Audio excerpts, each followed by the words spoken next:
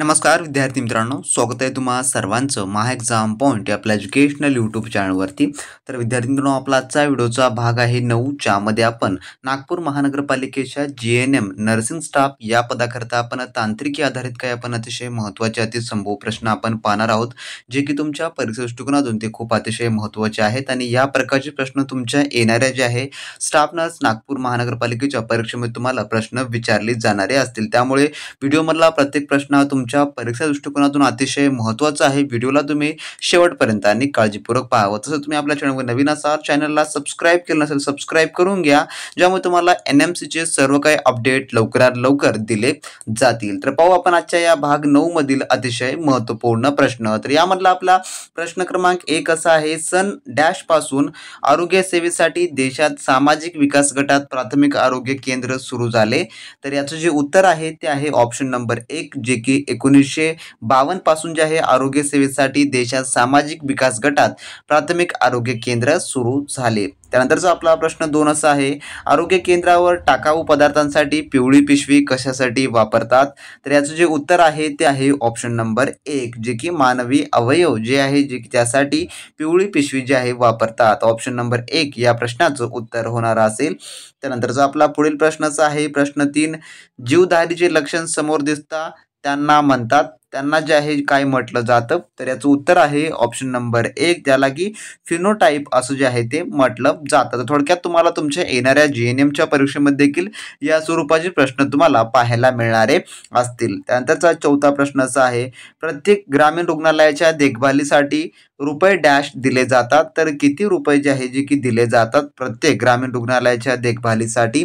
तर याचं उत्तर जे आहे ते आहे ऑप्शन नंबर 2, जे की 1 लाख रुपये जे आहे एवढी रक्कम जी आहे प्रत्येक ग्रामीण रुग्णालयाच्या देखभालीसाठी दिली जाते। तसं मित्रांनो, जर तुम्ही या मागील व्हिडिओचे पार्ट पाहिले नसाल, जर तुम्हाला ते पाहायचे असतील तर डिस्क्रिप्शन बॉक्समध्ये सर्व व्हिडिओची लिंक दिलेली आहे, तेथून तुम्ही सर्व काही व्हिडिओज पाहून घ्या। त्यानंतरचा आपला 5वा प्रश्न, जिल्हा रुग्णालय समितीच्या उपसमिती सुकुना समितीचा उपाध्यक्ष कोण असतो? तर सुकाणू समितीचा उपाध्यक्ष, तर याचं उत्तर आहे ऑप्शन नंबर 2, जे की मुख्य कार्यकारी अधिकारी हे जे आहे उपाध्यक्ष असतात। त्यानंतरचा 6वा प्रश्न, बिगर आदिवासी भागामध्ये एक उपकेंद्र किती लोकसंख्येसाठी कार्यरत असते?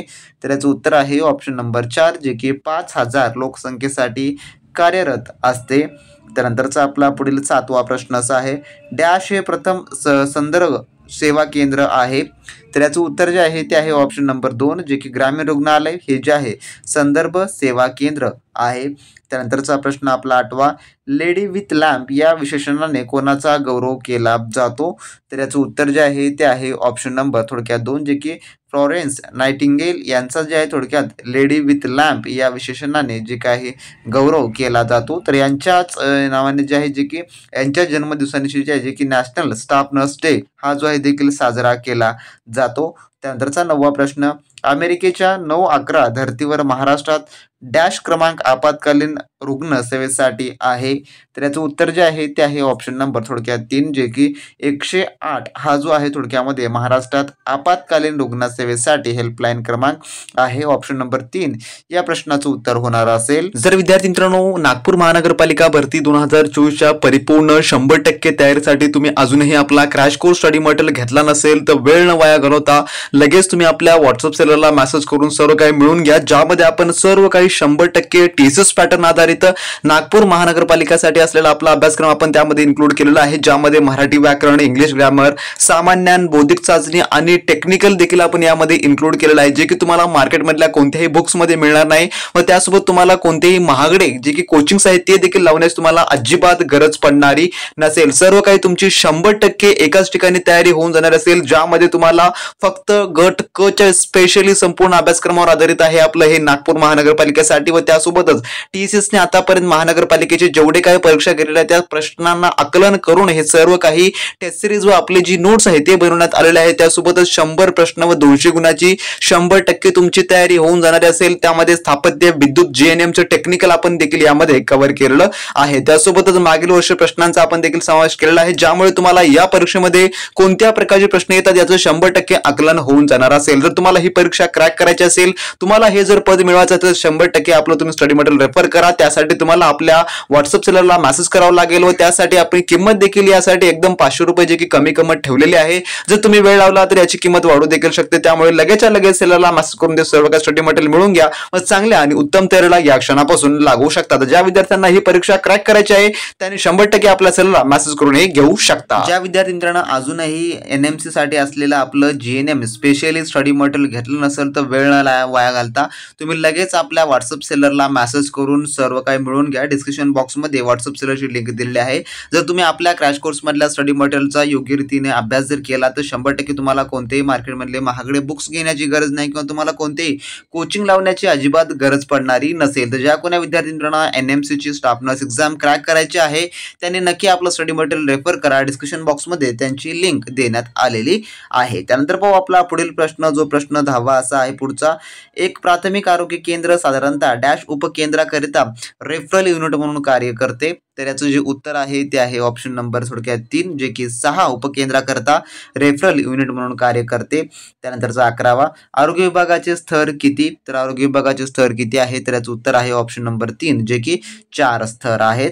त्यानंतरचा 12वा प्रश्न प्रथम उपचारासाठी योजना प्रथम कोणी आणली. तर याचं उत्तर जे आहे ते आहे ऑप्शन नंबर 3 जे की इस्मार्च यांनी जे आहे जे की प्रथम उपचारासाठी योजना प्रथम आणली. त्यानंतरचा 13वा प्रश्न सन डॅश पासून आरोग्य सेवेसाठी देशात समाज विकास गटात प्राथमिक आरोग्य केंद्राची स्थापना झाली. तर याचं उत्तर जे आहे ते आहे ऑप्शन नंबर 4 जे की 1958 पासून. त्यानंतरचा प्रश्न 14वा जिल्हा रुग्णालय मार्फत डॅश चालवले जातात. तर जिल्हा रुग्णालय मार्फत जे की डॅश चालवले जातात तर याचं जे उत्तर आहे ते आहे ऑप्शन नंबर 1 जे की राज्य शासनामार्फत जे आहे जिल्हा रुग्णालय चालवले जातात. त्यानंतरचा 15वा प्रश्न भारतीय राज्य घटनेनुसार आरोग्य हा कोणत्या सूचीतील विषय आहे. तर याचं उत्तर जे आहे ते आहे ऑप्शन नंबर 2 जे की राज्य सूचीमधला हा विषय आहे. तर थोडक्यामध्ये GK GS सेक्शनमध्ये तुम्हाला हा देखील प्रश्न विचारला जाऊ शकतो. त्यानंतरचा आपला 16वा प्रश्न सध्या भारताचे केंद्रीय आरोग्य मंत्री कोण आहे. तर थोडक्यामध्ये त्यावेळेसचे हे जे केंद्रीय आरोग्य मंत्री होते त्यांचं नाव या ठिकाणी मेन्शन्स केलेलं आहे. तर याचं उत्तर आहे ऑप्शन नंबर 1 डॉक्टर हर्षवर्धन हे जे आहे त्यावेळेस हर्षवर्धन हे जे आहे जे की आरोग्य मंत्री होते म्हणून त्यांचं नाव या ठिकाणी मेन्शन करण्यात आलेलं आहे. तर यानंतर पाहू आपला पुढील प्रश्न, जो की प्रश्न आपला 17वा असा आहे पुढील. रक्तमिश्रित वापरलेल्या ग्लोव्ज खालीलपैकी कोणत्या मिश्रणात निर्जंतुकीकरणासाठी पूर्वी धुवून घेतले जातात. तर याचं उत्तर जे आहे ते आहे ऑप्शन नंबर 3 जे की सोडियम क्लोराईड सोल्युशन्स यामध्ये जे आहे निर्जंतुकीकरणापूर्वी धुवून घेतले जातात रक्तमिश्रित वापरलेले ग्लोव्ज. त्यानंतर 18वा प्रश्न ग्रामपंचायत क्षेत्रात जन्ममृत्यूच्या नोंदणीसाठी डॅश हे निबंधक असतात. तर याचं उत्तर आहे ऑप्शन नंबर 3 जे की ग्रामसेवक हे जे आहे जे की निबंधक असतात. त्यानंतरचा 19वा प्रश्न डॅश हे अधिकारी जिल्हा परिषदेचे प्रमुख प्रशासकीय अधिकारी असतात. तर याचं उत्तर आहे ऑप्शन नंबर 2 जे की मुख्य कार्यकारी अधिकारी हे जे आहे थोडक्यात प्रमुख असतात. त्यानंतरचा आपला 20वा प्रश्न किती लोकसंख्येसाठी एक आशा कार्यकर्ता नियुक्त करण्यात येते. तर याचं जे उत्तर आहे ऑप्शन नंबर 3 जे की 1000 लोकसंख्येसाठी एक आशा कार्यकर्ता नियुक्त करण्यात येते. त्यानंतरचा 21वा प्रश्न भारतीय औषध पद्धतीमधून डॅश औषध पद्धती वगळण्यात आली. तर याचं उत्तर आहे ऑप्शन नंबर 3 जे की तिबेटी औषध पद्धती वगळण्यात आलेली आहे. तर मित्रांनो आपल्याकडे टेक्निकल आणि नॉन टेक्निकल दोन्हीचाही अभ्यासक्रम आहे. ज्या प्रकारे तुम्ही जे व्हिडिओमध्ये तांत्रिकी पाहता त्याच प्रकारे आपल्याकडे अतांत्रिकी म्हणजे की नॉन टेक्निकल ज्यात GK math reasoning Marathi grammar English grammar हे देखील तुमचा 100% अभ्यासक्रम कव्हर करून होणारा असेल. ज्यामुळे ज्या स्टडी मटेरियल घेतलं नसेल ज्या विद्यार्थ्यांनी वेळ न वाया घालवता लगेच सेलरला करून ते मिळवून घ्या. त्यानंतर 22वा प्रश्न सन 1908 मध्ये राजद्रोहाच्या आरोपाखाली शिक्षा होणारे भारतीय नेते कोण. तर याचं जे उत्तर आहे ते आहे ऑप्शन नंबर 2 जे की लोकमान्य टिळक. त्यानंतरचा 23वा प्रश्न भारतातील कोणत्या राज्यात बोगदा तंत्रज्ञान संस्था स्थापन होणार आहे. तर याचं उत्तर आहे ऑप्शन नंबर 1 जे की गोवा. त्यानंतरचा 24वा प्रश्न संगणकात CPU म्हणजे काय. तर त्याला काय म्हटलं जातं. तर याचं उत्तर आहे option number 1 central processing unit असं म्हटलं जातं. त्यानंतर 25वा प्रश्न भारतातील रेशीम उत्पादनात प्रथम क्रमांकाचे राज्य कोणते. तर याचं उत्तर आहे ऑप्शन नंबर थोडक्यामध्ये 2 जे की कर्नाटक हे जे राज्य आहे. त्यानंतरचा आपला 26वा प्रश्न, महाराष्ट्रात खालीलपैकी कोणते आरोग्य संस्था सर्वात खालच्या स्तरावर असते? तर याचं उत्तर आहे ऑप्शन नंबर 4, जे की उपकेंद्र हे जे आहे खालच्या स्तरावर असते. त्यानंतर 27वा प्रश्न, डासाळी प्रतिबंधासाठी कोणते मासे वापरले जातात? तर याचं उत्तर आहे ऑप्शन नंबर 3, जे की गप्पी मासे वापरले जातात. त्यानंतर 28वा प्रश्न, भारतातील पहिल्या महिला डॉक्टर कोण? तर याचं जे उत्तर आहे ते आहे ऑप्शन नंबर थोडक्यात 2, डॉक्टर आनंदीबाई जोशी ह्या ज्या आहेत प्रथम महिला डॉक्टर आहेत. त्यानंतर 29वा प्रश्न, राष्ट्रीय एड्स संशोधन संस्थेचे मुख्यालय कोठे आहे? तर याचं उत्तर आहे ऑप्शन नंबर 4, पुणे या ठिकाणी आहे. त्यानंतर 30वा प्रश्न, प्रत्येक प्राथमिक आरोग्य केंद्रात किती लोकांना आरोग्य सेवा दिल्या जातात? तर याचं उत्तर आहे ऑप्शन नंबर 1, जे की 30,000 लोकांना आरोग्य सेवा दिले जातात.